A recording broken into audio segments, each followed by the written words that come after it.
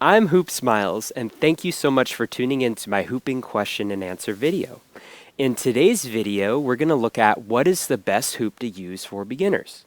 Now, I feel like I've been asked this question quite a bit, so my recommendation is to use a hoop that is a little bit larger when you first start out. So I'd say a good size is any hoop that comes up between your belly button and chest in diameter. You could actually even use a larger hoop than that as well.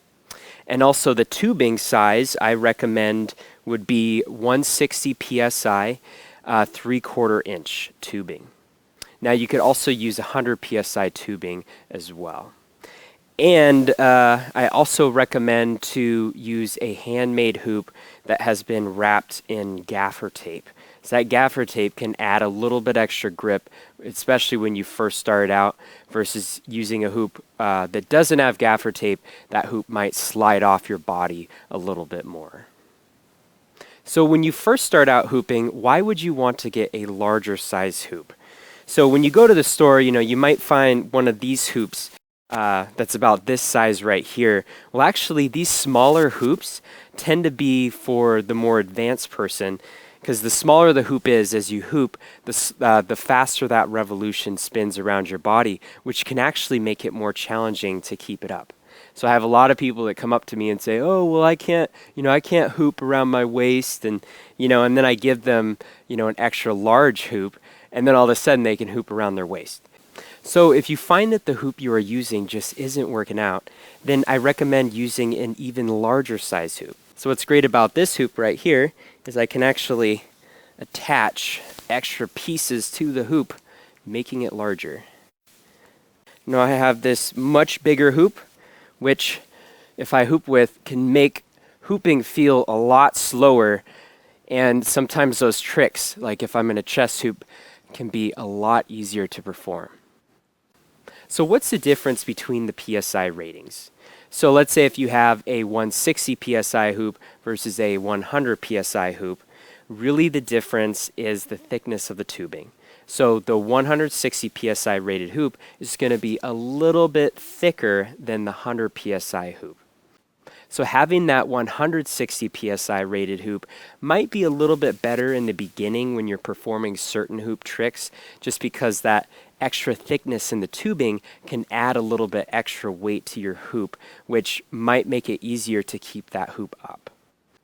Also, another thing to keep in mind is I don't recommend using, extremely heavy weighted size hoops when you first start out.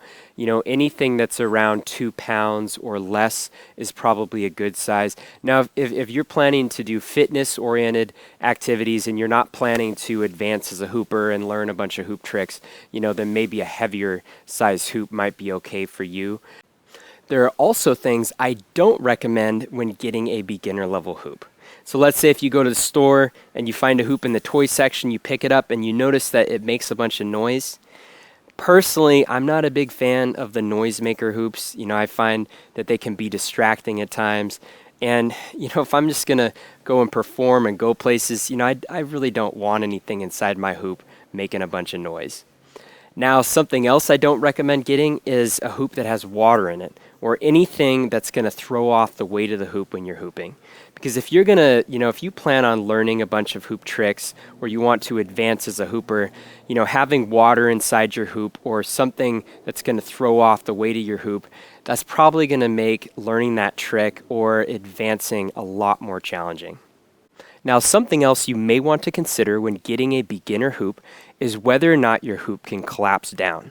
So this hoop right here, I can actually take apart into multiple sections, which can be really nice if, let's say, I choose to travel with my hoop. I might find it much more convenient and easier to store a hoop I can take apart. Another style of collapsible hoop that you might be interested in is getting a hoop that you can actually fold down into a much smaller form of your hoop. Now, this hoop can also be great for traveling with and storing as well.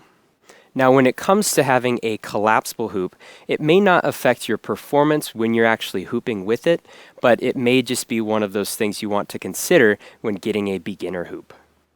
So if you're looking for the best, most perfect hoop out there, and you're interested in learning every hoop trick, and you want to advance as a hooper, then I would say that there really is no such thing as one single hoop that is the best. Because here's the thing. Now, the recommendations that I made in this video are primarily for beginner-sized hoops. Now, if you want to improve as a hooper, hopefully you will advance beyond the hoop that I've recommended in this video. So if you're working on hoop tricks where a larger size hoop makes the trick easier, then the idea would be to advance to a smaller, lighter hoop. So my recommendation is to accumulate multiple hoops.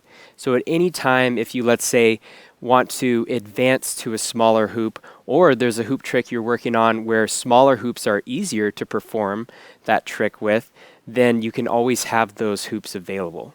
Because if you're staying at the same hoop for your entire hoop journey, then I would say that, the likelihood of actually getting better or advancing is very limited. So once again, I definitely recommend as a hooper to own multiple hoops. So thank you so much for tuning in to my hooping question and answer video on what is the best hoop for beginners. Now, if you have any questions or concerns or comments, please leave those in the comment section of this video, or you can also visit my Facebook page at Hoopsmiles to make a video request there as well. So thank you so much for watching, and enjoy.